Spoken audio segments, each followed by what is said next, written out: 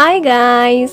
Episode number 10 इस तरह से स्टार्ट होती है कि हेशा शो चल रहा था और उसमें वो अपनी स्वीट सी वॉइस में अपने लिसनर्स को एक स्टोरी सुना रहा था, जिसमें एक्चुअली वो स्टोरी उसकी अपनी लव लाइफ पर बेस करती थी। वो बताता है कि हीरो कितना डेस्परेट था, वो बस इस मौके की तलाश में था कि किस तरह से अपने दिल के वो 3 शब्द आई लव यू अपने लव ऑफ लाइफ को बोल सके। और एक्चुअली वो भी आन रान को ये सब बताने के लिए बहुत बेचैन था। और फिर हमें आन रान के ऑफिस का सीन दिखाते हैं। वहाँ पर सारे लोग काम कर करके बहुत थक चुके थे, तो आज वो उनको जल्दी छुट्टी दे देता है और उसके बाद वीकेंड था। वो बोलता है कि अपनी सारी थकन दूर करो और बहुत सारा एंजॉय करो। वो सारी छुट्टी लेकर भाग जाते हैं। अब जब आन रान मीटिंग से फारिग होकर वापस आती है तो पीछे सिर्फ वो बैठा हुआ था। अब वो और आन रान फैसला करते हैं कि वो लोग भी आज एंजॉय करेंगे और दोनों ड्रिंक करने के लिए बार में चले जाते हैं। यहाँ पर आन रान आज काफी दिनों बाद ड्रिंक कर रही थी और वैसे भी उसकी ड्रिंकिंग कैपेसिटी बहुत लो थी। यहाँ पर वो दोनों गेम्स भी खेलते हैं और आन रान तो ड्रंक होना भी स्टार्ट हो गई थी। यहाँ पर वो बातों बातों में उसे ये कहता है कि अगर पेजन ने तुम्हारे साथ ब्रेकअप ना किया होता तो इस वक्त तुम इतनी मुश्किल लाइफ ना गुजार रही होती, तुम शायद उसकी वाइफ बन चुकी होती और तुम बहुत एक्सपेंसिव लाइफ एंजॉय कर रही होती। लेकिन आगे से आन रान का कहना था कि जब इंसान अपने बल पर कुछ करता है तो उसमें जीने का मजा ही कुछ और होता है और करंटली मैं अपनी लाइफ को एंजॉय कर रही हूँ। मुझे स्ट्रगल करने में मजा आता है, कुछ अचीव करती हूँ तो ये मेरी अपनी सक्सेस होती है। उन्हें वहाँ पर ज्वाइन करने के लिए बाय को और यान जोय को भी बुलाया हुआ था। यान जोय पहले पहुंच जाता है और आन रान जैसे ही उसे देखती है तो उसे कुछ कुछ कू करके कहती है कि तुम कितने हैंडसम दिख रहे हो। अब वो बोलने लगता है कि इसे यहाँ रखने का कोई फायदा नहीं, इसलिए इसे घर ही ले जाओ। अब जैसे ही बाय वहाँ पर पहुँचती है तो हमेशा की तरह उसका सारा गुस्सा ऊपर निकलता है। उसे डांटने लगती है कि क्या तुम्हें पता नहीं इसकी ड्रिंकिंग कैपेसिटी कितनी लो है, तुमने इसे ड्रंक क्यों होने दिया, ये सारी तुम्हारी गलती है। अब वो दोनों बैठकर बार में लड़ेंगे या फिर हंसेंगे, ये तो बात की बात है। लेकिन अभी के टाइम पर यान जो आन रान को साथ लेकर चला जाता है। अब जैसे ही आन रान अपने घर पहुँचती है वो कोड लगा रही थी लेकिन लग ही नहीं रहा था। एक्चुअली वो अपने घर पर नहीं बल्कि यान के घर पर कोड लगाने लगी थी। वो उसे अंदर ले जाने लगता है लेकिन वो उसके कंधे पर सर रख के वहीं सो जाती है। हूँ और बाय दोनों गेम्स खेलते खेलते काफी ड्रंक हो गए थे। वो दोनों बहुत सारी बातें करते हैं। बाय उससे पूछती है कि तुम इतने रिच हो तो अपना बिजनेस क्यों नहीं चलाते जो तुम्हारी फैमिली रन कर रही है, तुम यहाँ इतने स्ट्रगल में इतनी मेहनत में क्यों पड़े हुए हो। तो आगे से हूँ उसे बताता है कि अगर मैं आन रान का बिजनेस पार्टनर ना बनता तो और कौन बनता, मैं उसका बचपन का फ्रेंड था। पता है जब मैं छोटा था मैं बहुत वीक था, मेरी हाइट भी बहुत कम थी, तब बहुत से बॉयज मुझे बुली किया करते थे। आन रान बहुत हाइटेड थी, बेशक वो उनसे जीत नहीं पाती थी लेकिन हमेशा मेरा साथ देने के लिए उनके आगे आकर खड़ी हो जाती थी। अब उसने बचपन में मेरा साथ दिया तो बड़े होकर मैं उसका साथ देना चाहता हूँ। यहाँ पर बातों बातों में बाय को पता चलता है कि वो ना सिर्फ क्यूट है बल्कि वो बहुत अच्छा इंसान भी है और उसकी लाइफ में आन रान इतनी इंपॉर्टेंट फ्रेंड थी जितने की बाई की लाइफ में थी।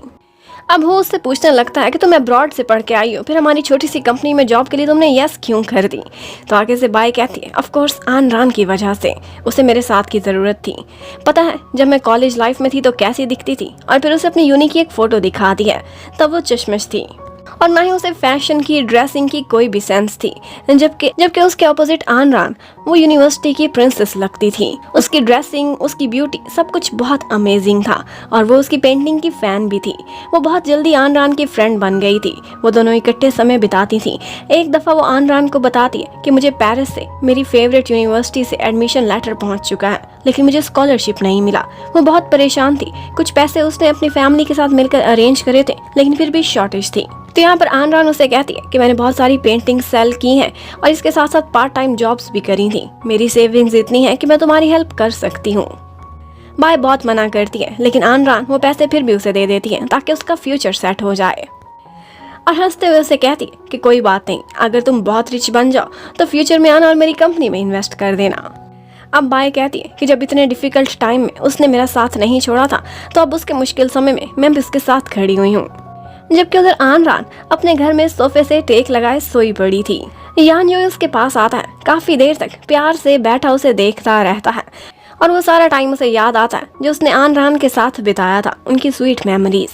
अब वो ऐसा करता है कि वहीं बैठे बैठे बोल देता है कि आन रान मैं तुम्हें बहुत लाइक करता हूँ और बहुत लंबे समय से मैं तुमसे प्यार करता हूँ, तुम्हें गर्लफ्रेंड बनाना चाहता हूँ। आन रान की उसी वक्त आँख खुली थी, उसने ये सब सुन लिया था। और फिर सीन शिफ्ट होता है, नेक्स्ट मॉर्निंग दिखाते हैं। उठते ही आन रान को वही वर्ड्स सुनाई देने लगते हैं जो कि कल रात हेशा ने उससे अपना लव कन्फेस किया था। अब वो एकदम शर्मा जाती है और ये भी सोचने लगती है कि पता नहीं मैंने गलत सुना था कि सही। इतने में कोई दरवाजे पर नॉक करता है। वो जाकर देखती है तो हेशा आया हुआ था। वो उसे देखकर घबरा जाती है, दोबारा से नजरें चुराना चाहती थी, रियलिटी का सामना नहीं करना चाहती थी, लेकिन वो उसे मूवी पर बुलाने के लिए टिकट देता है। अब वो शर्माती और इनकार कर देती है, झूठ बोलती है कि मुझे आज घर पर बहुत सारा काम है और वो मैं लोनली ही करना चाहती हूँ। यहाँ पर हेशा भी आगे बढ़ता है और कहता है कोई बात नहीं, क्या कल तुमने सुना था जो मैंने तुम्हें कहा था? वो इनकार कर देती है तो यान जो इससे कहने लगता है कि मैं दोबारा से बता दूं, मैं तुम्हें बहुत लाइक करता हूँ और मैं ज़रा भी कंफ्यूज नहीं हूँ। मैं सच में तुमसे प्यार करता हूँ, तुम्हें गर्लफ्रेंड बनाना चाहता हूँ। अच्छे से सोचना इस बारे में, मैं सीरियस हूँ। अब वो तो अपना प्यार कन्फेस करके चला गया था, जबकि सोचों में पड़ने की बारी आन रान की थी। वो उन सारे मोमेंट्स को याद करती है कि जब यान जोए ने उसका साथ दिया था और उसकी यान के साथ बहुत सारी स्वीट मेमोरीज भी थी। उसने उसके लिए बहुत कुछ किया था, जबकि उधर यान जो है बेचारा बहुत डरा हुआ था। उसे नहीं पता था कि आन रान क्या फैसला करेगी। उसे मालूम था कि वो बहुत हेजिटेंट है और प्यार के अप्स एंड डाउन्स को फेस करने से डरती है। लेकिन उधर आन रान उसकी अपनी फोटो देख रही थी और वो फोटो देखते हुए उसके फेस पर स्माइल थी। वो सोचती है कि मेरा हार्ट तुम्हारे लिए फ्लटर तो करता है, लेकिन ये सब क्या है? क्या ये सिर्फ इल्यूजन तो नहीं, या फिर सच में मैं भी तुम्हें प्यार करने लगी हूँ? अब उसके बाद आन रान एक जगह डिनर पर जाती है। बाई ने उसे बुलाया हुआ था। उसे वहां जाकर पता चलता है कि यहाँ पर हु और उसके साथ साथ यान योए ने भी आना है। हु ने उसे इनवाइट करा है। वो ये सुनते ही थोड़ा सा घबरा जाती है। वो यान को फेस नहीं करना चाहती थी, लेकिन इतने में वो फील करती है कि बाई भी हु के बारे में बात करते हुए थोड़ा शर्मा रही है। वो उससे पूछने लगती है तो बाई कहती है कि मैंने थोड़े दिनों में फील किया है कि हु बहुत स्वीट लड़का है और वो इतना सिली नहीं जितना मैं उसे समझती रही हूँ। इसलिए मैंने फैसला किया है कि मैं उसे कोर्ट करूंगी, उसे डेट करने की पूरी कोशिश करूंगी। ये सुनते ही आन रान खुश हो जाती है और कहती है मैं चाहती हूँ तुम्हारी लाइफ में बहुत सारा लव ब्लूम करे। आगे से बाई पूछती है तुम भी मुझे सच सच बताओ, यान के बारे में सुनते ही तुम नर्वस क्यों हो जाती हो? अब उसे सारी सच सच कहानी आन रान भी बता देती है कि किस तरह से उसने उसे प्रपोज करा है। लेकिन आन रान कहती है मैं बहुत हेजिटेंट हूँ। देखो उसकी एज मुझसे कम है, अगर ये उसकी वक्ती अट्रैक्शन हुई और कल को उसका मेरे से मन भर गया तो फिर मैं क्या करूँगी? मैं इसी बारे में सोच रही हूँ।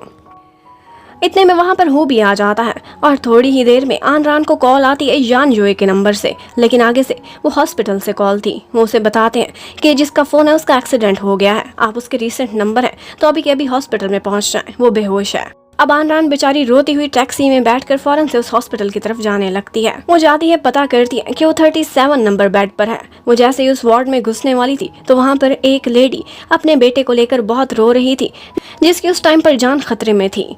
ऐसा लगता है आन रान को कि जैसे ये यान जोए ही था। वो बहुत डर जाती है, उसकी आंखें आंसुओं से भरी हुई थी, लेकिन एक्चुअली वो कोई और था और यान उसके साइड पर बिल्कुल ठीक ठाक खड़ा हुआ था। उसे माइनर से इंजरीज थी। वो उसे देखते ही रोते हुए जाकर उसे हग कर लेती है और कहती है कि तुमने मुझे बहुत डरा दिया था। वो इतना रो रही थी कि यान के फेस पर तो स्माइल आ जाती है। किसकी आंखों के ये मोटे मोटे आंसू और इसके फेस की इतनी ज्यादा परेशानी सिर्फ मेरे लिए थी? और फिर हंसकर उसे कहने लगता है तुम परेशान ना हो, बस मेरी गाड़ी ने एक और गाड़ी को किस करी थी, इतनी सी बात है। अब वो उसके आंसू साफ करता है और आन रान को तो बस उसी की फिक्र हो रही थी कि तुम इतने इजी कैसे हो, तुम्हारा सारा चेकअप हुआ है क्या, तुम्हारे सारे बॉडी पार्ट्स ठीक है? लेकिन आगे से यान उससे कहता है तुम मुझे सिर्फ इतना बताओ कि तुम मुझे अपना बॉयफ्रेंड बनाना अलाउड करोगी? वो बस उसे देखने लगती है। यान जो डिसअपॉइंट होने वाला था कि वो दोबारा से उसका हाथ पकड़ लेती है और यस में सर हिला देती है। अब यान जो बहुत ज़्यादा खुश हो जाता है और वो आगे बढ़ता है और अपनी गर्लफ्रेंड को किस कर लेता है। और इसी के साथ ही ये पार्ट खत्म होता है। Thank you for watching, stay connected, bye bye.